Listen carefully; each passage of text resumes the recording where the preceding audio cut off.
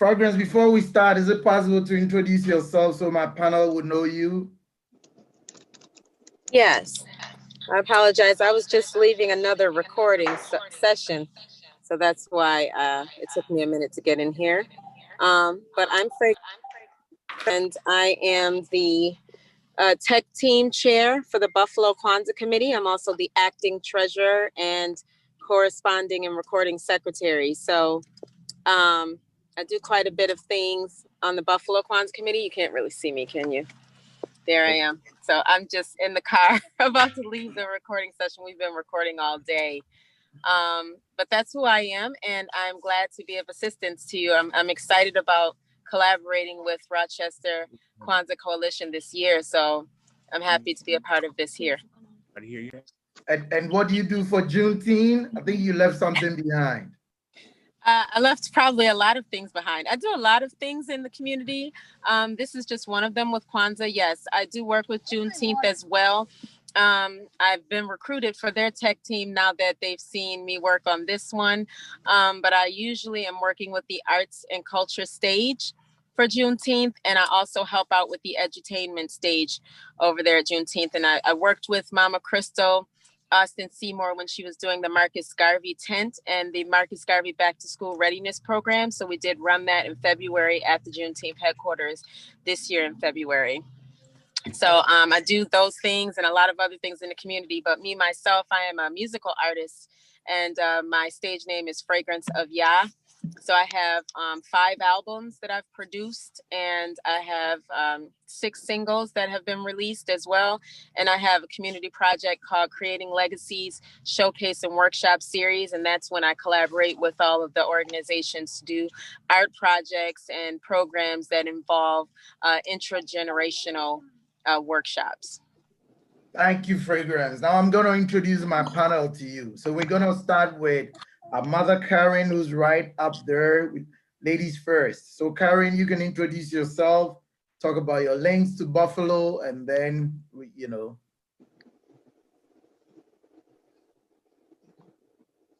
need to unmute. Yep. Good evening, everyone. I'm glad to be a part of this effort here. My name is Karen McClaney Barkley, and I am from Buffalo. I was born and raised there. Although I live here in Rochester now, I work for the Rochester City School District. I teach deaf and hard of hearing. I also am very passionate about teaching our culture to our young people, and young and old, because I think we all have missing gaps. So I love to be able to spread the knowledge that I've learned. So that's my background. All right, Celeste, can you go? We're doing ladies first. Sure. My name is Celeste Barkley. Karen Barkley is my mother. So I am an employee at L3 Harris. However, I do several things within the community, one of which is working with children in a Rites of Passage program through North Star Rites of Passage, as well as helping my mother facilitate a Saturday school as well. And I also homeschool my son. Good job. So now we go to the man. So Dilbert, since you have all the gray hair, you can introduce yourself. Unmute. Yes, Yeah. sir. The gray hair shows wisdom, my brother. How you doing? Right. Hello, everyone. My name is Dilbert Richardson, and I'm so grateful that my brother reached out to me. I'm here in Seattle, Washington, and I guess as an introduction, I call myself an ethnomuseumologist. Ethnomuseumologist is a made-up term, right? That's what we can do in America, right? We can take parts of a word and expand it. So if you think about the word ethno, it talks about ethnicity or ethnic. It speaks to culture. We know what the word museum means, and ology means the study of. So what I do, I take a Eurocentric paradigm of museum, and what I do is I teach American history through an Afrocentric paradigm. What does that look like? I have an internationally recognized and nationally recognized traveling museum. It's broken up into 4 sections. The first section is called Mother Africa. Second section is called American Chattel Slavery. Third section is called Jim Crow. I don't teach civil rights. I teach Jim Crow. And the fourth section is about a 40-foot presentation of everyday items that people that look like me, African Americans, have invented. So it's a multi-sensory pedagogy. What does that mean? It's 90% hands-on. I believe that majority of our children learn faster and even healthier kinesthetically. So in every one of my individual vignettes, there's authentic artifacts that children can touch, feel, and engage with. I have real slave shackles. I have branding irons. I have a real Ku Klux Klan robe, because I think it's important that our children get history through the lens of the oppressed, because there's a rich story when we tell our own story. So some people ask why I call my museum American History. Well, I operate from a belief when we call it Black history. Some people may think the history doesn't pertain to them. When we call it African American history, some may say, guess what? I don't have nothing to do with that history. We call it American history. I get a chance to see myself in the story. So the reason why I start with Mother Africa, because they are determined to tell our history from the enslavement period forward. I'm not going to allow that. So I start with Mother Africa to set up a healthy foundation, identity development, and self-actualization. So I teach STEM, science, technology, engineering, and math, coming out of Africa. And my primary audience is pre-K to 12th grade. And so I'm extremely excited to be on this Zoom with you guys, because the work that we are all doing is so important, because our ancestors are really counting us to tell their story. All right, thank you. Kevin, you have the floor. If I may have permission from the elders to speak. Yep. Okay, I forward. My name is Kevin White, and I am originally from Philadelphia, Pennsylvania. I've been in Rochester for the last 3 years, and my work coming out of Philadelphia was in education, came to Rochester, and then began to work in housing, public housing. Left public housing about a few months ago, and now I work for myself and I work for the people. And some of the things that I do under my company, Universal Eye Power, which is an LLC, is a consulting group. And from the children, I do a lot of my work is with children, with boys and men, especially our boys and our men, excuse me, as it pertains to rites, rituals as well. So it's good to hear the mama speak about the things that she is doing with the young people in terms of the rights here in Rochester. And it's good to hear, the elders speak as well about what they have going on, as it is all connected. So I'm glad to be here. I'm a poet, spoken word artist, playwright, and I'm just ready, man. I'm ready to be in a community with people who look and sound and talk like me. So, yeah. Well, I guess Kevin left a few things out.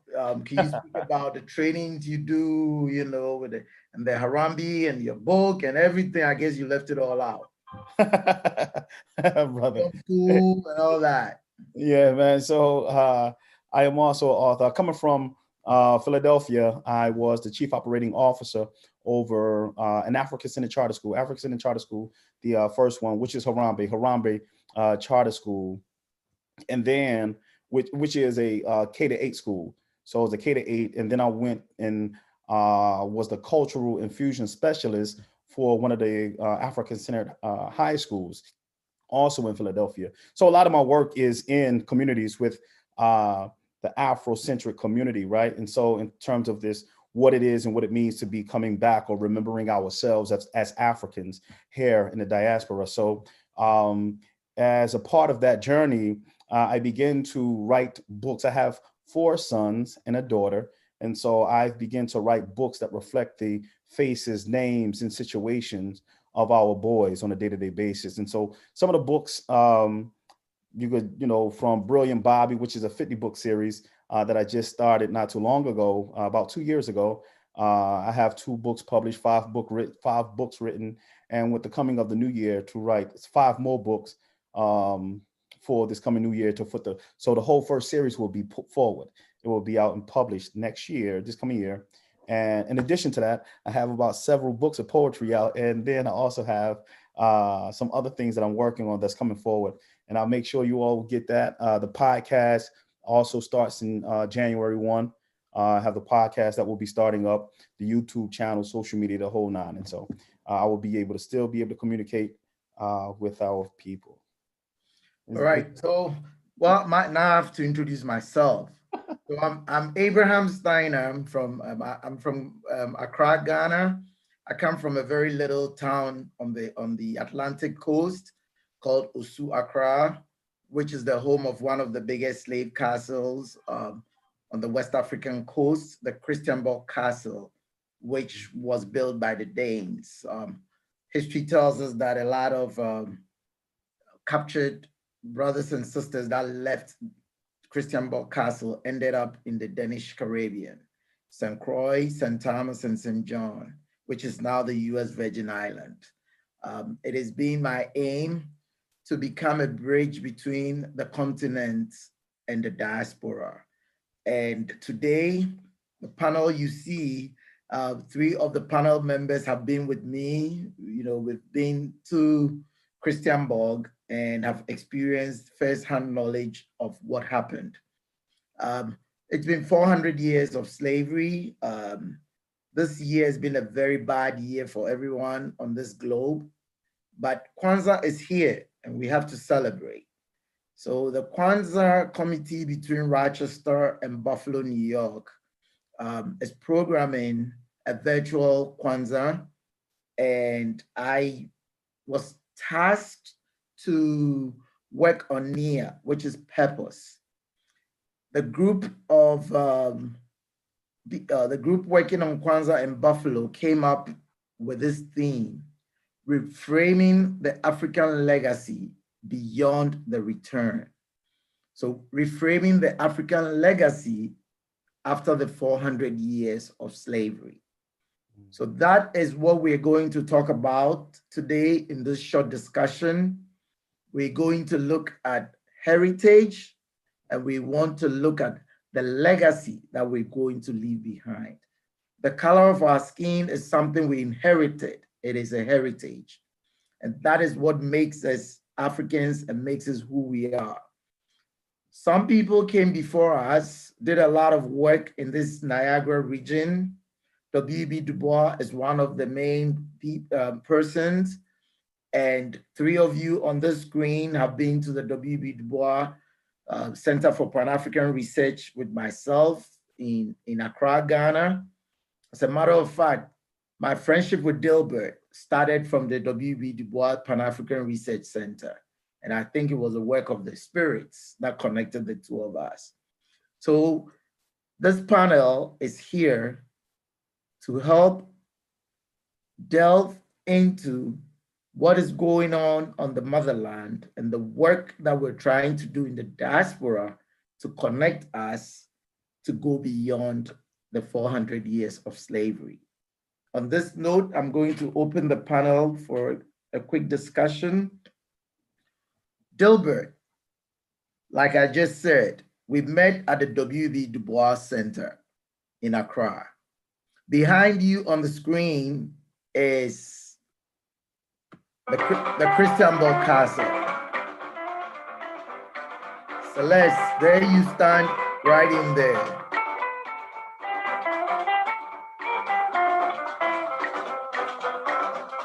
So for those of you who have not been to Ghana or to Africa, this is one of the castles. Dilbert, what was your experience on that trip? And what do you want to tell members or the family in the diaspora about that pilgrimage that you took? Thank you, my brother. I want to make this quick because it was quite the experience. So, the creator created a situation for us to meet. And so when we met, that was actually my 3rd trip to the continent. I had been to Ghana in 2005, and I went to Cameroon, and I think in 2018. So here's 2019. I was in Ghana again for the year return. And so, first, I think we need to really call these places out for what they were. This is a Delbertism. They were not castles, they were dungeons, right? Yeah. And so what's important for me in going back again to Ghana was almost like a rites of passage. And I say that because I need to go back to the scene of the crime. And so while I was there, I actually went to three dungeons. I went to Cape Coast, I went to Elmina, and because I met this brother, go to Osu, right? And I think the beauty of meeting Abraham and going to Osu, for those that have been to some of the dungeons, there's this door of no return. And normally you're standing inside the castle, the door to the ocean. Well, Abraham, because of his connections, got a private tour for me. And I got a chance to go back through the door from the ocean side. And I'm not sure if that's been done by too many people. So in other words, what I saw this metaphor was that I was the return of the stolen ones. Exactly. And it was so powerful because it was so important that I honor the many enslaved Africans that were taken from the continent. And so I say rites of passage because in the United States, very seldom do our African-American males and females go through some types of rites of passage, which is an indicator into ascending to a responsibility based on age. And so for me as a community scholar and a second generation storyteller, it was important for me to go back to the scene of the crime so I could start this healing process by visiting these castles and telling my ancestors that I'm back for you. Great, great, great. So Karen, we're still on the scene of the crime, as Dilbert said.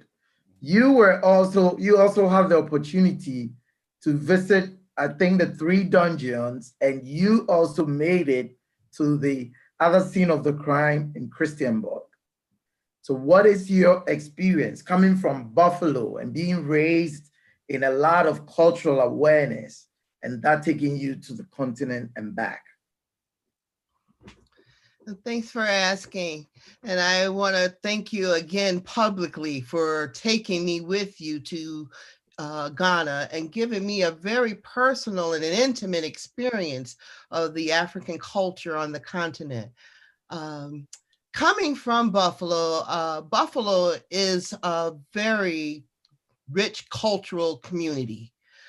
With respect to understanding our heritage, and they do a very awesome job of keeping it alive. So as I was exposed to different events in Buffalo, one of the things as a child I always said, I want to go back to the continent, and I made it my mission. So I was blessed to be able to go not once but twice.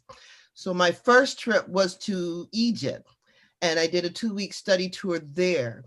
My second trip was with you to Ghana, and that was even more enlightening and just an enriching, empowering experience for me.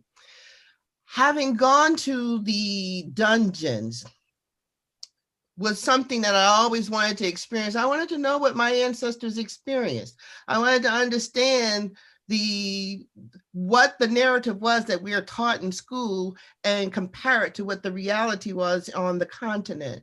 And having had that experience of touring those dungeons was so emotional, so gut-wrenching, because in that experience, I heard the other side, what the story was from the other side, the African perspective, and just understanding that the Portuguese had come and had deceptive practices to take over the land, to deceive the leaders of the land at that point in time, which was how they took over. Understanding the depths of their treachery, so to speak, and how all of that occurred was just overwhelming. Having at one of the dungeons, and I'm not sure if it was Christiansburg, but we went to one of it may have been Armenia, where we toured one of the rooms in which those Africans who rebelled against being enslaved were placed into a room and left there until there was no life, no sounds of life coming out. So the only way that they came out of that room was as a corpse. So those are stories that we don't know. And we're not teaching that perspective in school. So like my brother said, being able to see the door of no return, but then one of the rich experience you had for us while we were there was a ceremonial coming back. So we did poured libations at the ocean, the shoreline, and then ceremoniously we all walked back through that door of no return. So that was such a beautiful experience because I felt the weight of all my ancestors, that I was bringing them back home.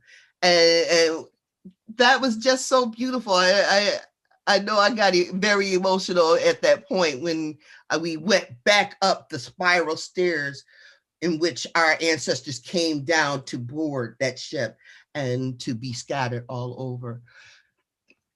Very powerful experience, Abraham, very powerful and very rich. Unlike what we would get here from any book that we're used to instruct students on African culture. Thank you, Karen. So still going about the trip or the pilgrimage. Celeste, just speak after your mother. All right. Yeah, to just piggyback off of everything that she said, it was a truly transformative experience, And, when I think about just the contrast of this white, pristine fortress and the way in which our ancestors were kept and held and tortured and families separated, women and children abused, and all these other things that our ancestors endured and survived. It was truly a remarkable experience being on the other side of that door,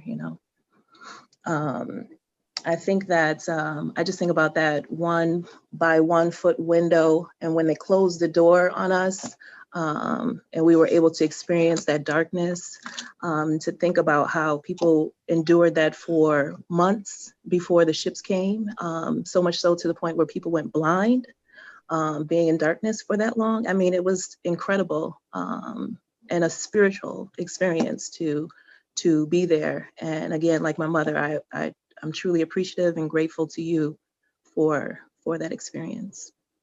Good. It has truly changed the trajectory of my life. Yes. All right. Yep. Now we're on to brother Kevin, and just to say a little bit how I met Kevin. We were in a training in Rochester at the Rochester Teacher Center, and we were in a very dark room. This man comes in and he couldn't find a seat next to anybody, but he sat next to me. I guess that's all divine. The ancestors were speaking. So when the lights came on and we started talking, he said, I just moved here from Philadelphia and I am into Harambe and that's where the friendship started from. So Kevin, with all you have heard and all the work we're all doing to raise consciousness about people who are working, teaching children of African descent, what would you say, looking at Kwanzaa and looking at the tenet of NIA, purpose, what do you think? Just speak on your thoughts about the tenet of purpose when it comes to the celebration of Kwanzaa? Oh, bless. Well, first and foremost, going off of Nia being purpose, I don't think, I believe that we should all be able to understand our purpose better once we get into who we are, right? So if an individual has a purpose, he or she knows their purpose based on knowing themselves.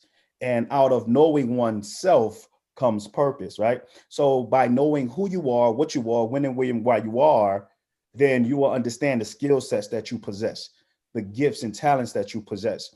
And it's those gifts, skills, and talents that are managed properly in order to be able to produce something for the whole. And then that becomes the physical manifestation of the purpose that we all carry with us. And so, for example, I know myself enough to know that I deal with word, and a lot of my work and the healing work is my speech, right? So knowing that, I am then able to manage it when I get into whatever art or craft that I deal with, that at the end of it is going to be a production that comes out within my speech. And so I think that by knowing and understanding what purpose is, or understanding who you are, that will be able to attack purpose in such a way that is connecting each and everybody at the table, or in the community or in the village. So I think it's imperative. Okay. All right. So now moving forward, we're talking about reframing the African legacy and going beyond the return. So now we have been here for 400 years. We're moving forward. Like we said, W.B. Du Bois, Frederick Douglass, and a few other of the ancestors have done some work in this Niagara region, right? So what do we think will be a very good avenue, or what are you doing yourself in that community to help leave a legacy behind? At one time, I was in a lecture and someone tried to explain heritage and legacy, and they used an example of someone running in a race. Whatever you inherit when you get that baton, that's the heritage. But how fast you run to pass on the baton to the next person is what leaves the legacy behind. If you run very fast, you're going to help the group to win, even though you inherited the baton at a very late time.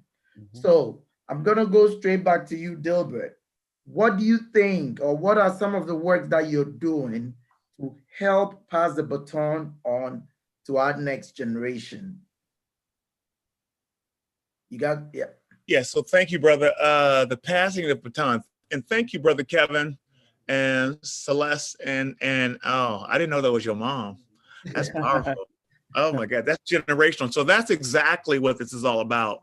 It's about each one teach one. And so, you know, like I said, my primary purpose is to share information in a way to create this certain level of curiosity that will lead to this desire for critical inquiry. And critical inquiry basically means it's up to each individual to start doing that research to learn more. And brother Kevin, you are so right.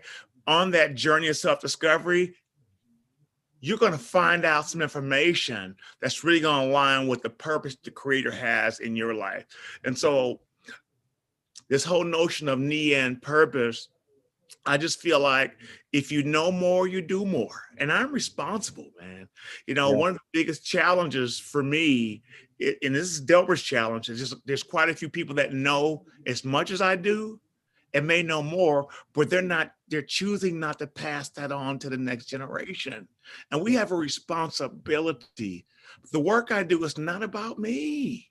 It's about those that have come before me and the ones that are unborn. So I just, to my dying breath, I will be telling our story. All right. Good job, Dilbert. All right, Karen, I know you came back from Egypt and you started some project, some work with children in the Rochester City School District. Yes, I did.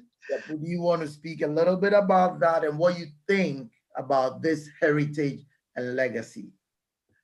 Well, good. I'm laughing because I want to piggyback on what my brother Delbert just said, because I'm la la la la la la la la.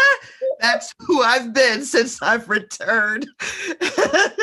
So as much as I am able and as much as anyone is willing to listen, I am sharing the knowledge that I learned. So yes, I did travel to Egypt. And I'm going to name drop. I traveled with Brother Anthony Broader. And he, if you don't know, is slated to be the first African American to spearhead the excavation and renovation of not one, but 2 temples in Egypt. And so he's a very well-versed author on the topic. And so the 2 weeks that I spent with him was just transformative for me. I gained so much knowledge of African ancestral heritage just in that 2 weeks, and still it was not enough time to learn all that there was and see all that there was to see in that region. We traveled up and down the Nile, close to Sudan in that 2-week span. But after traveling back from Egypt, I had an opportunity through him to offer a community class. So it's always been my desire to share this knowledge with our youth. As an educator, I see firsthand how our kids are faring in our public school system. And to me, the lack of information, knowledge of who they are before slavery is in part the greatest issue that we are still dealing with in our communities today. Our kids don't know who they are and themselves. So through this program, which was called Cultural Imperative Program, the CIP, I taught students from the community and their families, because it wasn't just a program for kids. I wanted their parents to come too, because if I'm going to transform the mind of your child, I want to be able to transform the mind of the adults as well, so that when that kid goes back home and is overwhelmed with all the content that I shared with them, I want him to be or her to be able to talk openly at home with their parents, and hopefully that would inspire them to continue on this journey of research and learning more about themselves. So this was a 5-month program where we met on Saturdays, and we kind of went through the Broader Files book. And it was an awesome program. The kids gained a lot from it. It was amazing to hear their voice as they marinated with the material that they learned from the book. And so I want to continue that format of being able to offer classes that are culturally based for not just the youth, but families as well, because I think lack of knowledge, lack of being okay with having pride in yourself as an African descendant is a major problem across the United States, but with our African American folks. And so I'd like to continue that work. All right. Celeste, just following your mom, I know you also, after you got back, you also doing some, work in the community. Can you speak to that and relate it to purpose? You unmute. You need to unmute. Naturally, right? Yeah. So I work with North Star Rites of Passage. And through that, we take girls that are 11 and up, 11 to actually 15. And we talk to them. We ask 3 basic questions, who am I? Am I who I say I am? And am I all I ought to be, right? And we take them through a process of self-discovery and ensuring that it's all African-centered. And And it's a truly beautiful process for them and also for us as elders within the community to facilitate that as well. So I'm doing that, as well as I just got off of Zoom, so I'm all zoomed out with what's called Black Women's Leadership Forum, and that is a group that was started to address internalized racism and the ways in which Black women facilitate racism amongst each other, and we've not racism amongst each other, but ways in which we've internalized it and perpetuate it. So we had our Karamu this afternoon or this evening. So I do that, as well as through my legacy of teaching my son. And I think that being the first teacher is a spiritual experience to teach your child. And I think that it's important that the education be rooted in who we are as people and what we have to offer. And just like Brother Delbert said, that everything begins with slavery, and you can't expect the system to provide you with anything that would be of benefit to you. So I think it's very important that even if you're not able to homeschool, that kids receive a supplemental education in the way that the Saturday school that my mom has done with Dr. Browder. I believe that it's highly imperative, because you can't expect the system to, I think is what Malcolm X said this, right? Like, you can't, only a fool would let his enemy, educate his children, And I think that fundamentally, it's not in their interest to tell the truth. And so it's important that we do that for our children. And so in the ways in which I'm doing that is through the Rites of Passage program and through educating my son. All right. Okay. Now we're going to move on to Brother Kevin. Still talking about beyond the legacy, beyond the return, and looking at heritage and legacy. I know, Kevin, you came to Rochester a couple of years ago to work with what we call the Freedom School in Rochester. The Freedom School was serving overage, undercredit high school kids, or kids that we felt the system felt they have to be in alternative education. Speaking on the work you did with the Freedom School and relating it to PEP and talking about some of the gains that we got out of it, can you speak to that?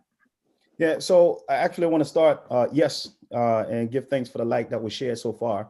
Well, the journey started before that. And so my position as a national trainer for the Children's Defense Fund out of Washington, D.C., allowed me to be able to travel to different states and cities in order to work alongside their directors, their site coordinators, and their college students and their children, the participants, students, the scholars, if you will.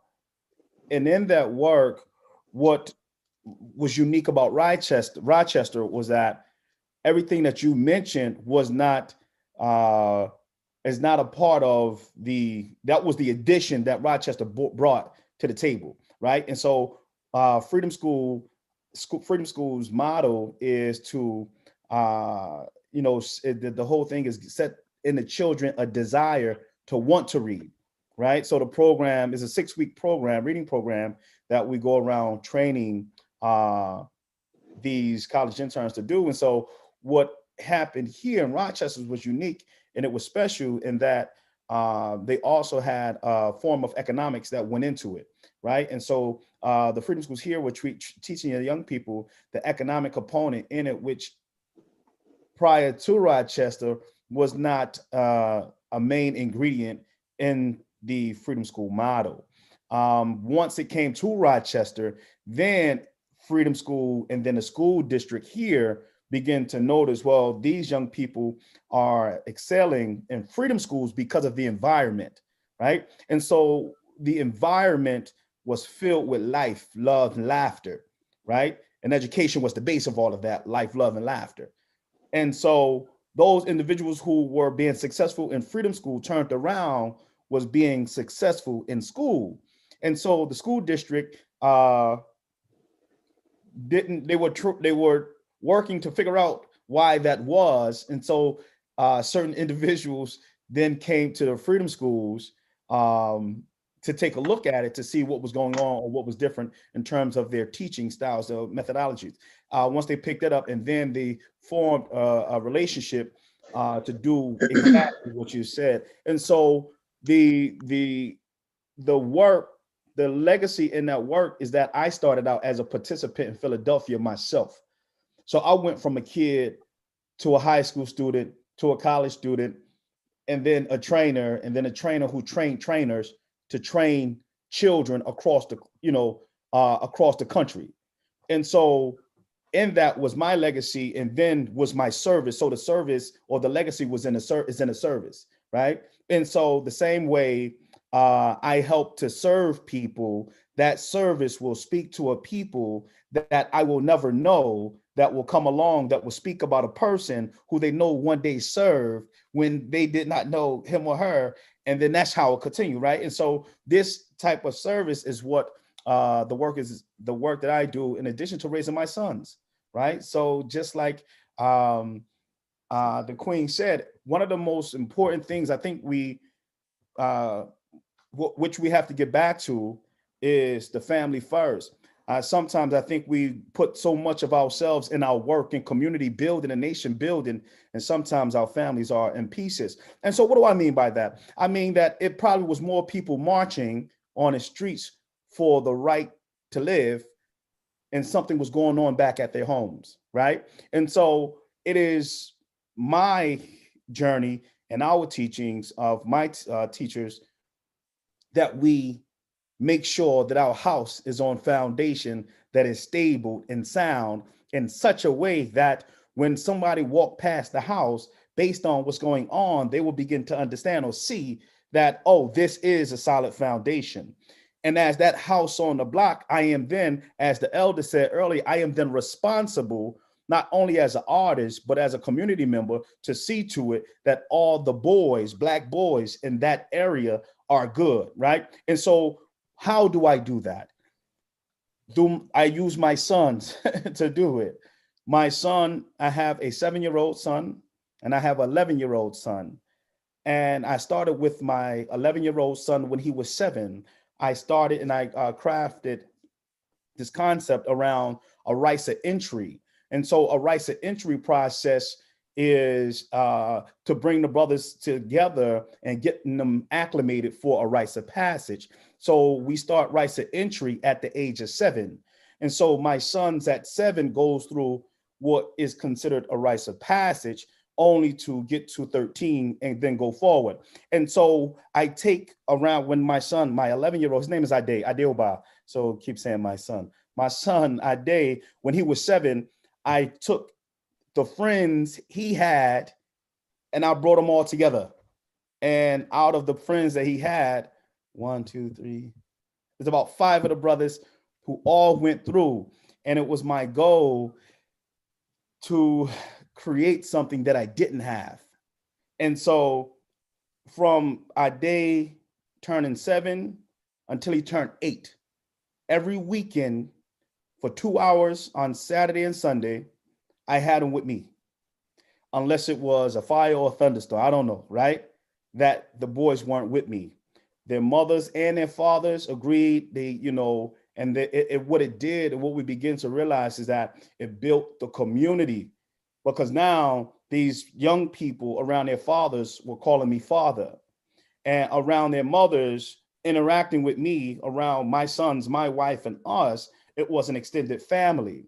And so the boys are brothers. As a matter of fact, one of the young brothers, and this was Ade when he was 7. So Ade just turned 11. His brothers just turned 11 and 10. And so they just had a Zoom call. One of the brothers is actually writing a book, who I am helping him to produce his first book come to the beginning of next year.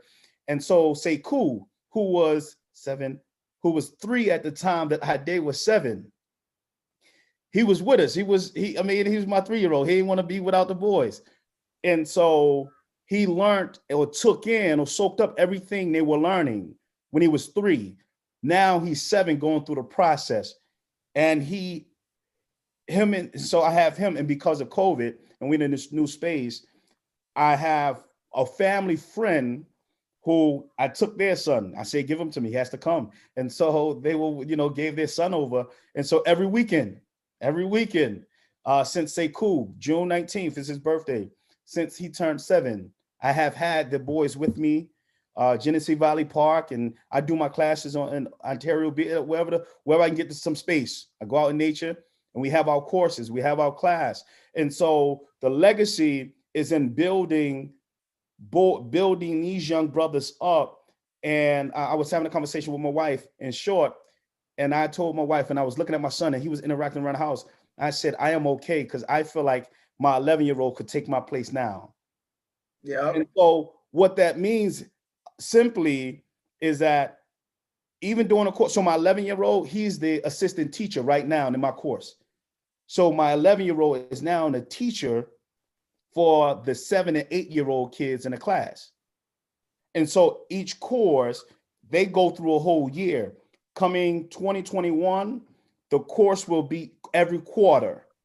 And so I was able to scale it, learn it, chop it up, and make it just right so that it could be quarterly when everything is running the way it should be. And so that's how I'm keeping it running. And I do it with literature, with books. The elder says we, as storytellers, we have a responsibility to do so. And so as a writer, I have the power to put names of people, businesses, and relationships into books. And those books goes on shelves that one day will be read by somebody who is not born yet.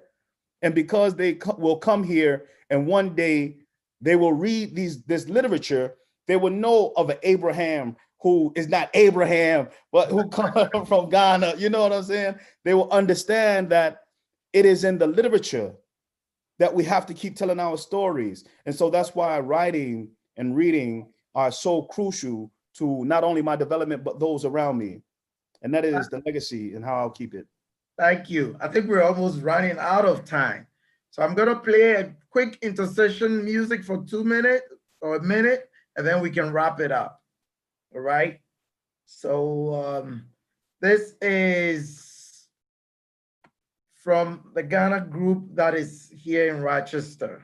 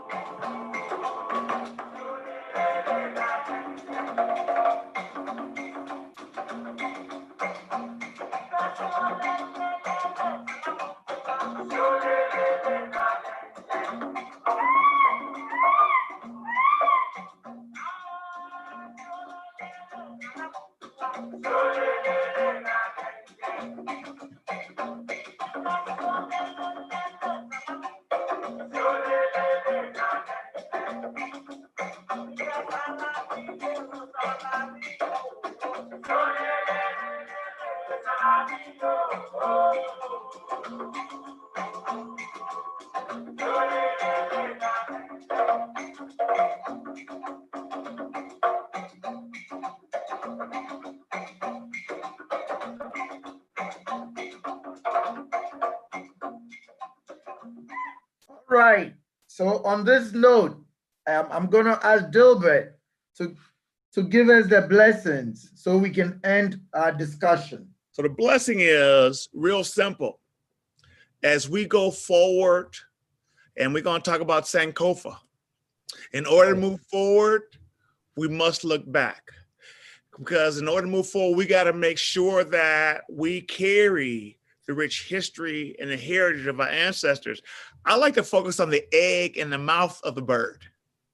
And that's something that's not talked about as much. And that egg is about those generations that have yet to be born. And so as we look back and look forward, let's understand that we have this universal responsibility of the Africans of the diaspora. And the diaspora is not just in America, it's global. We have a responsibility to carry the legacy of our ancestors whose shoulders we stand on. Ashe.